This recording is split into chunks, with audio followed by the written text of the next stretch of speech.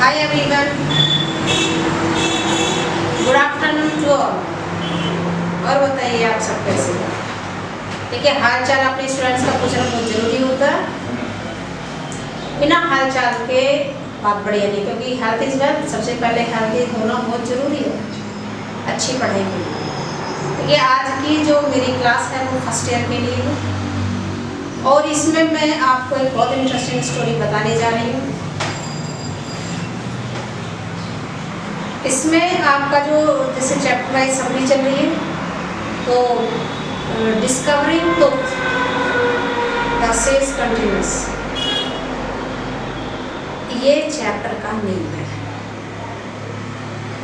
The sage continuous. अब इसमें story क्या है? देखिए, इसमें मिस्र, जिसको हम इजिप्ट बोलते हैं, उसके आसपास के शासन की कहानी। एक राजा तुत थे जिन्होंने 10 कुल तक शासन किया और एक वो रईस राजशाही राजा थे। उनके पूर्वजों का शासन चलता हुआ आया, जैसे ओमेंटॉप में थर्ड, ओमेंटॉप फोर्थ, जो उनके पिता थे, दादा थे। तो एक तरीके से उनका राजशाही वंश चला आ रहा था। लगभग 4-5 दशक तक उनका ही शासन चला। और राजा तुत जो थे वो अंतिम शासक थे मिस्र के, और आसपास के जो उनका जो साम्राज्य था फैला हुआ था। देखिए, इसमें एक जो कैरेक्टर है हावर्ड है, जो कि ब्रिटिश पुरातत्व विभाग के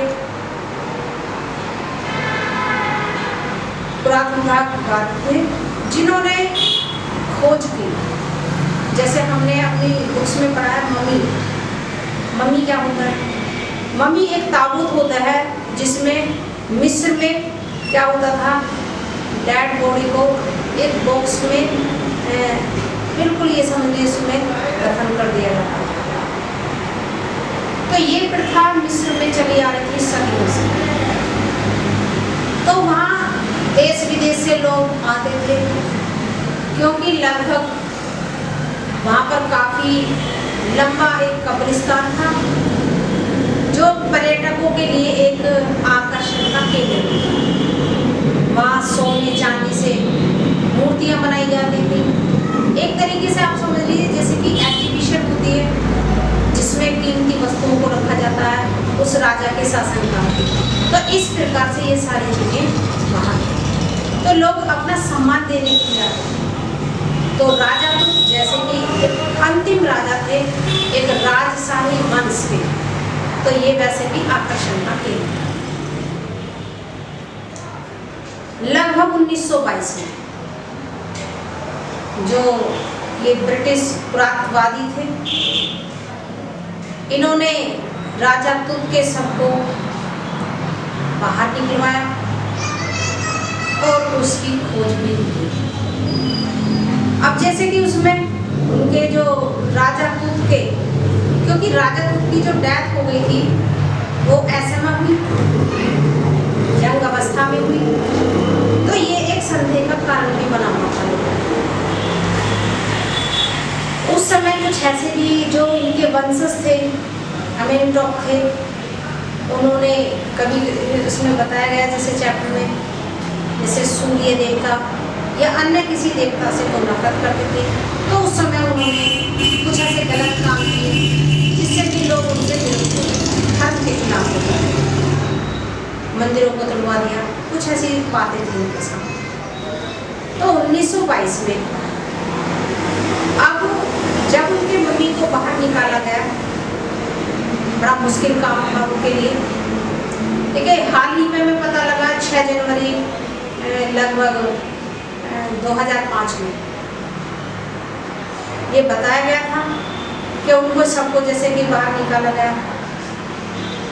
और उस सबके साथ क्या देखा उन्होंने, क्योंकि ये एक प्रथा थी, उन लोगों की सोच थी कि जब अंतिम समय होता था तो उनकी बेशकीमती चीज़ों को उनके साथ रखा जाता था, जिसमें ज्वेलरी होती थी, उनका रोज का दैनिक सामान होता था।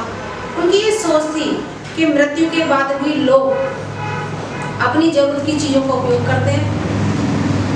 तो इसीलिए जैसे कि राजा तो बहुत राजशाही राजा थे, तो उनके साथ बहुत कीमती चीज़ों को रखा गया, सोने चांदी ज्वेलर रखे गए, उनके जरूरी सामान रखे गए। लेकिन ये देखा गया कि उसमें कुछ सामान चोरी भी हो गया। तो जैसे ही इसे कहते हैं ना सिटी स्कैन, यानी उनकी इस बॉडी को स्कैनिंग करने के लिए तैयार किया गया, क्योंकि वो जानना चाहते थे, जैसे कहते हैं ना कि वैज्ञानिक जांच जिसको फॉरेंसिक टेस्ट कहते हैं, उसके लिए उन्हें रखा गया।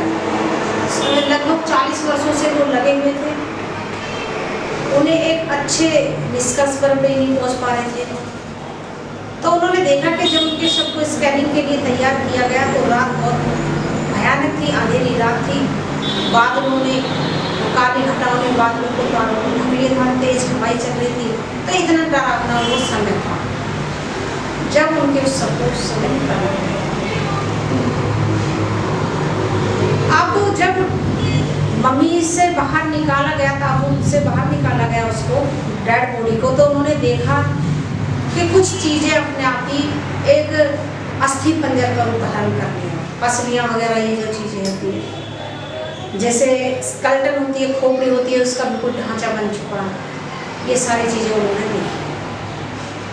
कुछ ऐसी चीज़ें थी जैसे कि उनके साथ जरूरी सामान रखा गया, तो उन्होंने लगभग उस डेड बॉडी एक तरीके से ना कहते हैं छैनी हथौड़े से उसको तोड़ करके अलग किया गया। उनके शरीर के जो बॉडी के जो पार्ट्स थे उनको अलग किया गया टेस्ट करने के लिए, फिर उनको रेत पकड़ करके एक साथ रखा गया। इसका मतलब है उनकी डेड बॉडी को भी छिल किया गया, क्योंकि वो देखना चाहते थे कि उनकी मृत्यु का कारण क्या है। ये समझ लीजिए एक साइंटिफिक अचीवमेंट की, जिसे कहते हैं ना एक्सरे वगैरह होता है, जिसे पता लगाया जाता है कि इसके साथ या इसकी डेथ कैसे हुई है। तो ये सारी चीज़ें इस चैप्टर में बताई गई। तो राजा तो अंतिम राजा थे राजशाही वंश के, मिस्र के।